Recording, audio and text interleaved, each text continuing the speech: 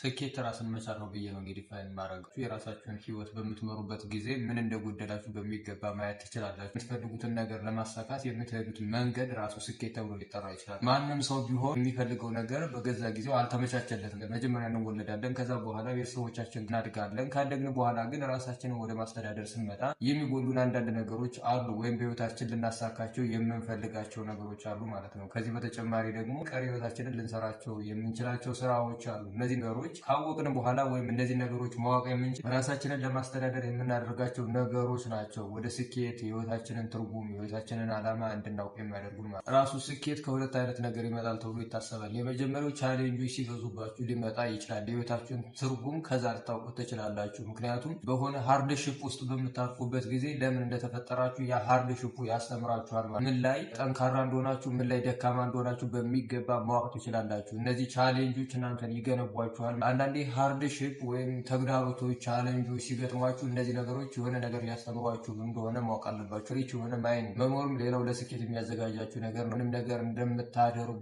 የምታምኑ ከሆነ እነዚህ ነገሮች ለስኬት የሚያዘጋጁ ነገሮች ናቸው ማለት። ስለዚህ ወደ ተነሳሁበት ልመለስና ቤተሰብ ተላቃችሁ የራሳችሁ ኑሮ እንደ መምራት ያለ ነገር የለም። ራይት ቻሌንጁንም ታዩታላችሁ። በተለይ ደግሞ ከሀያዎቹ አካባቢ ከወጣችሁ ከሀያዎቹ ማለቂያ አካባቢ የራሳችሁ ነገር በሚገባ ገንብታችሁ ልታገኙ ትችላላችሁ። ትልቁ ነገር ምንድነው? ራስን መቻል። ራስን መቻል ቀላል ነገር አይደለም። ከዛ በኋላ ነው ስኬት። በህይወታችሁ የምትፈልጉት ነገር ሊኖር ይችላል። ህንፃ መገንባት፣ መኪና መግዛት ሊሆን ይችላል።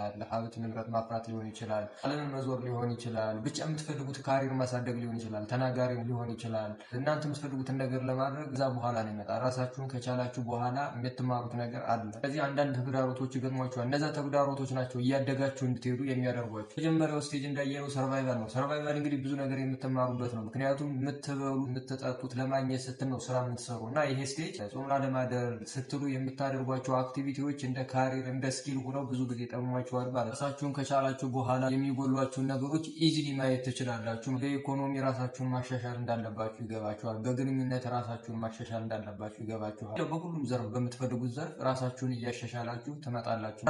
ራሳችሁ ብቻ እንደሆናችሁ ይገባችኋል። ነገር ደግሞ ራሳችሁን ለለውጥ እንድታዘጋጁ ይረዳችኋል። በጣም ሲምፕል ወይ ነው። በነገራችን ላይ ራሳችሁን በምትችሉበት ጊዜ ክፍተታችሁ በሚገባ ነው የሚታያችሁ። የሌላችሁ ነገር በሚገባ ነው የሚታያችሁ። የጠንክራችሁ ነገር ለማሻሻል በሚገባ ተሰራዳችሁ ትለወጣላችሁ ማለት ነው። አለቀ። ኮምፎርት ዞን ውስጥ ስትሆኑ ጎደላችሁን ነገር አትዩአቸውም። ምክንያቱም ሰው ነው የሚሞላላችሁ። ቤተሰቦቻችሁ ነው የሚሞላላችሁ። ወንድማችሁ፣ እህታችሁ፣ አባታችሁ፣ እናታችሁ ሊሆን ይችላል። ከዚህ በተጨማሪ ደግሞ የቅርብ ዘመዶቻችሁ፣ ጓደኞቻችሁ አንድ ላይ ሲሆኑ ክፍተታችሁን ይሞሉላችኋል። ስለዚህ ያን ክፍተት ከተሞላ ሳታውቁት ለረጅም ጊዜ ትቆዩና ሳይሻሻል ይቀራል ያ ነገር ማለት ነው። ነገር ግን ከቤተሰቦቻችሁ ተነጥላችሁ የራሳችሁን ህይወት፣ የራሳችሁን ስራ፣ የራሳችሁን መንገድ ስትሄዱ ክፍተቶቻችሁ በሚገባ ይታዩአችኋል። እነዚህን ክፍተቶቻችሁን ደግሞ ለማሻሻል ብዙ ነገር ታደርጋላችሁ። ለምሳሌ መጽሐፍ ልታነቡ ትችላላችሁ። መንገድ የሚያሳያችሁ ሰው ትፈልጋላችሁ። ብዙ ጊዜ ስለ ራሳችሁ ታስባላችሁ። ራሳችሁን ለማወቅ ትገደዳላችሁ። ብቻችሁን ስትችሉ ደግሞ ብቻችሁን ለጊዜው ብትሆኑ ይመረጣል። ራይት ብቻችሁን በምትሆኑበት ጊዜ ብዙ ነገር ስለ ራሳችሁ ታወርዳላችሁ ማለት ነው። እነዚህ ነገሮች ራሳችሁን እያሳደጓችሁ ቻሌንጆች እየገነቧችሁ ይመጣሉ። ከሆነ ሰዓት በኋላ ምንም ነገር ማሳካት እንደምትችሉ፣ ምንም ነገር መስራት እንደምትችሉ ትገነዘባላችሁ።